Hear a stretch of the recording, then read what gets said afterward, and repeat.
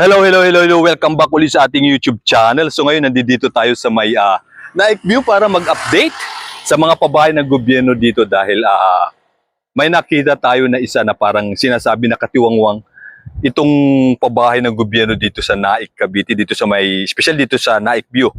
So yun yung pag-uusapan natin at ayun, napansin ko nga dito tuloy-tuloy naman talaga yung paggagawa ng mga pabahay dito. So ililipat muna natin yung camera para makita ninyo ng maayos yung development ng mga pabahay dito ng gobyerno dito sa may Naik, Cavite, Naik View Subdivision. So ayan nakikita nyo, ito na yung Naik View.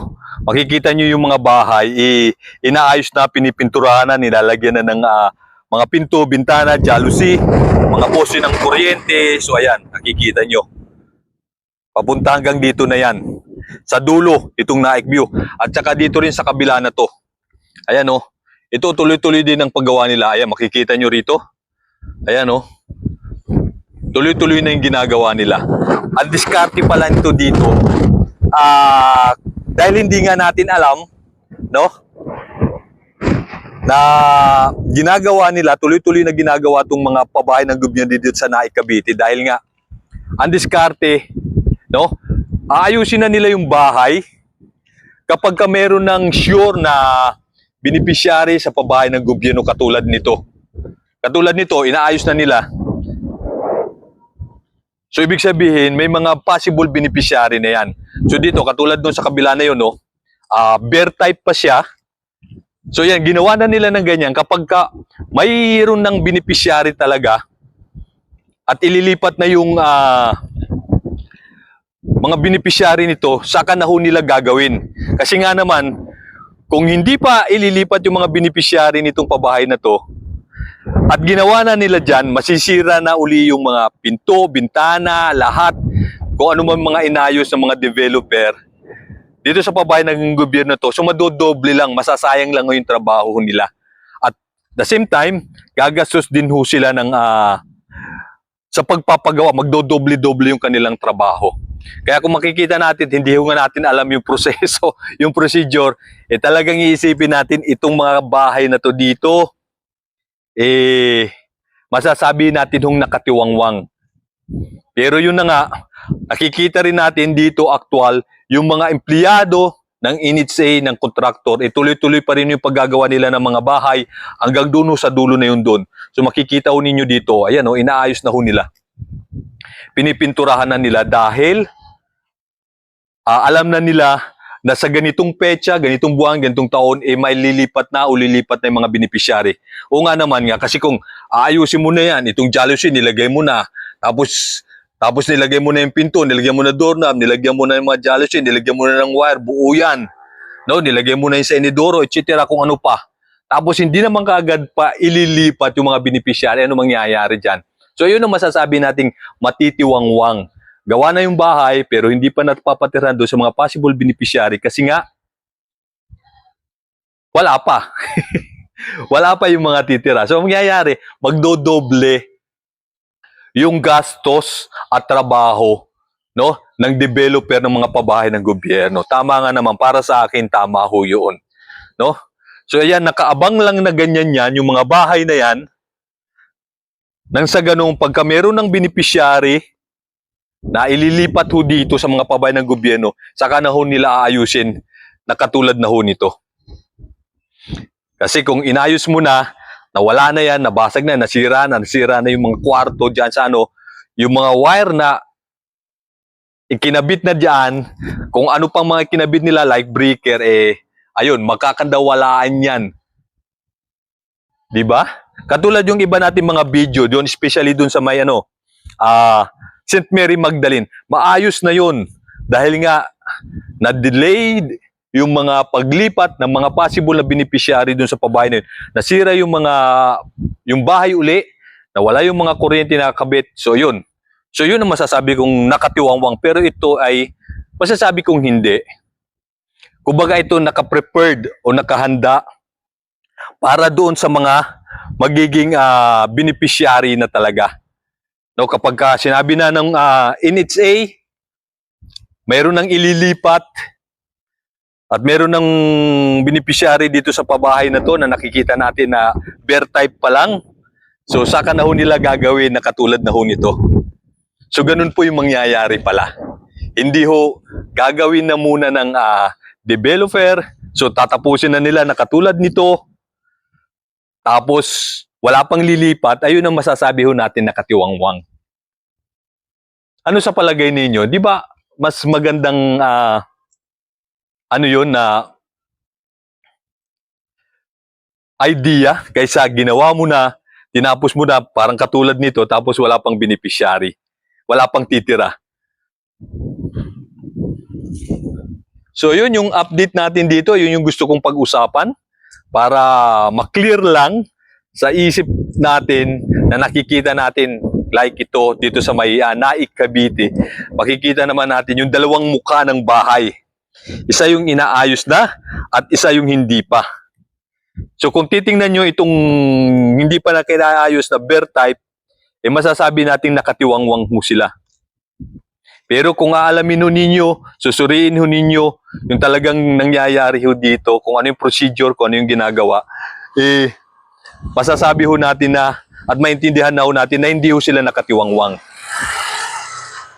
Dahil itong kabila, nakikita nyo maayos na, meron ng mga beneficiary talaga, ibig sabihin may date na sila, may target na date na kung kailan marirelocate yung mga beneficiary na yan, kaya inaayos na ho nila. So dito, nasasabi nating wala pang exact date na kailan i-relocate yung mga beneficiary niyan, kaya ganyan na muna sila. Kasi nga naman, pagka ginawa na nila yan, nakatulad na nito, so anong mangyayari niyan? Gawa na, maayos na. O di masisira lang uli. So ang magiging dobles gastos dito yung kontraktor, di ba? So sayang naman, imagine mo materyales, labor. Ayun yung masasayang. At the same time, madodoble din yung trabaho. Kasi inayos mo na, di ba? Tapos hindi agad-agad nalipatan o napalipatan nung mga beneficiary kung saan manggagaling yung beneficiary. So mangyayari, magdodoble-doble trabaho. Doble-doble na trabaho, doble-doble gastos pa. So kung isipin na medyo marami akong na sinasabi na nakatiwangwang yung mga pabahay na ganito. So yun yung isa parang iniisip ko. At nakikita ko rin naman mismo dito sa site na yung mga empleyado din, tayo pa sila ng tayo nung mga pabahay pa ng gobyerno to, ayos pa sila ng ayos, no? Bakit masasabi nating nakatiwangwang yung mga bahay kung may mga empleyado pa naman na nag-aayos na nagtatayo ng mga pabahay? 'Di ba? Pero para sa akin hindi yung nakatiwangwang. Kasi kung may mga nag-aayos, may mga gumagawa pa ng pabahay, patayo ng pabahay, eh, ibig sabihin, hindi nakatiwangwang yung mga pabahay na to. Itong mga nakikita natin na to. Itong wala pa. Diba? Kasi may masasabi nating nakatiwangwang na itong mga pabahay na to kung wala ng kontraktor na gumagawa dito sa lugar ng mga pabahay ng gobyerno dito sa Naik, Cavite. Yun talaga yung tiwangwang. So, like yung ginawa na, no? Ayos na, katulad nito. May kuryente na, kompleto na, may jalousie na, may pinto na, halos finished product na siya. So, ganyan na siya. Maayos na, maganda na. Pero, ilang taon na, hindi pa rin nalilipat yung mga benepisya. Ayun yung natiwangwang. Diba? Ayun yung matatawag kong nakatiwangwang. At, no, kawawa din yung kontraktor kasi nga, nasira na dahil nga hindi kaagad nailipat yung mga beneficiary, hindi kaagad na-relocate, nasira yung bahay sa tagal, no, ilang taon na hindi pa nalilipat, eh, syempre, hindi mo naman ibibigay ito doon sa mga beneficiary na sira yung salamin, walang pinto, sira yung doorknob, walang kuryente sa loob, na connection, walang breaker, walang inidoro dahil nasira na, sira-sira, doon sa mga beneficiary. So, ayusin nila uli yun. So, mangyayari, na doble gastos ng kontraktor, na doble yung trabaho ng mga empleyado ng kontraktor ng NHA. So yun yung nakakapanginayang, yun masasabi kong tiwangwang. Pero itong ganito, Ang purpose pala nito, ginaganito muna nila para nang sa ganun, hindi nga naman masayang at madoble yung gastos at pagtatrabaho sa mga pabahay na to. Ngayon, kung alam na, may ililipat na sa ganung petsa, ganung taon, ganung buwan, saka na ho nila aayusin yan. Para naman sa ganun, hindi na ho madoble-doble yung trabaho. So marami nga pala ako. Minsan ako din, aminado din ako. Meron din akong naging video na sinasabi kong nakatiwangwang itong mga pabahay na to. Yan, nakikita nyo? Itong mga bear na to pa, yung mga bird type na yan, sabi nating nakatiwangwang pero hindi pala. Ito pala ay pre-prepared lang nila, no? Para doon sa mga possible beneficiary. Pagka sinabi na ng NSA, meron nang lilipat dyan, dito sa mga pabahay na to, saka na nila gagawin yan. Okay, so yun yung update natin dito sa may Naik View. So ayun, ayun pala yung medyo hindi natin naiisip. Kasi kung tayo nga naman, sasabi nating nakatiwangwang itong mga pabahay na to. Pero hindi. Ibig sabihin, pre-preferred na ito nila itong pabahay na to para sa possible beneficiary. Pag ayun pala yung ginagawa nila. Ayun pala yung strategy. Kaya ako siguro, bago ako magsabi ng nakatiwangwang yung pabahay na to, medyo mag-think-think muna tayo. Mag-isip-isip muna kung totoo bang nakatiwangwang yung mga pabahay na to o sadyang ayun yung strategy nila para hindi magdoble-doble yung gastos, hindi magdoble-doble yung trabaho. Medyo hindi nga rin pala maganda na sinasabi nating nakatiwangwang yung mga pabahay ng gobyerno na tuloy-tuloy pa yung paggagawa, pagtatrabaho. Parang napaka-unfair din doon sa NHA at saka kontraktor na gumagawa at nagde-develop sa mga pabahay ng gobyerno na mga nakikita natin, lalong-lalo na sa mga content natin sa ating YouTube channel. So ako din, ganun din. May dati nasasabi ko nakatiwangwang. Maliban talaga yung parang sinasaan ko pa no? Nabigyan ko pa ng yung pagsasabi ko dati nakatiwangwang na. Yung nagawa na, naayos na katulad yan, inayos na yan, no? Kompleto na. Lilipat na lang talaga yung tao, mag-move in na lang yung mga beneficiary niyan. Natingga pa ng ilang taon, hindi pa rin sila nare-renovate. Ayun yung masasabi kong natiwangwang. Pero kung ito, ganito pa, hindi ko pala dapat sabihin na katiwangwang itong mga bahay na to. Dahil itong mga bahay na to ay naka-ready lang, nakahanda lang para doon sa mga possible beneficiary na.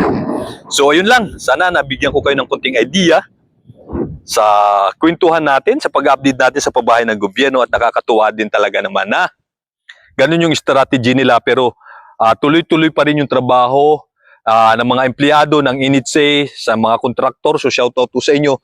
Napakagaling nga naman talaga ng strategy po ninyo na naka-ready lang yung bahay in case na meron nang i-relocate sa kanahon ninyo. Ipopulblas yan na ayusin na lahat. Kasi nga naman, kung inayos na ninyo lahat, paulit-ulit ako para lang ma-realize natin na ganun ho ang strategy. No, kaya kung minsan mamimiss tayo na information na nakatiwangwang yung bahay o pabahay ng gobyerno. 'Di ba? Pero kung masasabi natin nakatiwangwang yung pabahay ng gobyerno, kung wala nang nagtatrabaho sa pabahay ng gobyerno na to, ng mga empleyado ng NHA, ng mga kontraktor, ayun na yung mga masasabi nating nakatiwangwang. Pero hanggat may nakikita tayong mga empleyado ng NHA, ng kontraktor ng pabahay ng gobyerno, hindi natin pwedeng sabihin na katiwangwang.